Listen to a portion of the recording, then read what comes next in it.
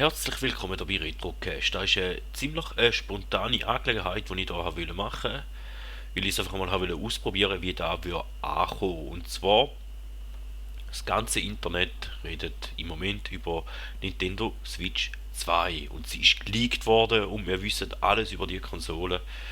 Wir wissen, wie für eine Leistung das sie hat und wir wissen, wie sie aussieht und das darf doch nicht sein und Nintendo darf da nicht zulassen und so. Und ehrlich gesagt, ich sage jetzt einfach meine Meinung. Mir ist da sowas von scheißegal, wie die Konsole aussieht oder was für eine Leistung das sie hat.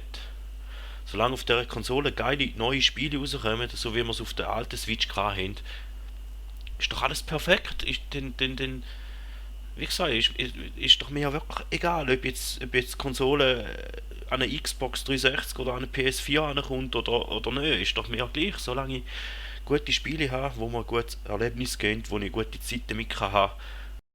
Ja, ich weiß, ich bin ein scheiß Nintendo-Fanboy irgendwo durch und ich weiß, es ist ein Milliardenkonzern und die schauen auch noch, dass sie Geld machen und ich bin auch ein Double, weil ich kaufe auch die Spiele teilweise doppelt oder dreifach und ich habe auch das Online-Abo, damit ich die ganze Gaming-Bibliothek habe, obwohl ich die meisten von diesen Games eigentlich physisch daheim hätte. Ja, ich weiß, ich bin Double, ich rühre eigentlich quasi das Geld in den Rachen rein, aber ja, sie machen halt einfach gute Games und relativ kurz und schmerzlos.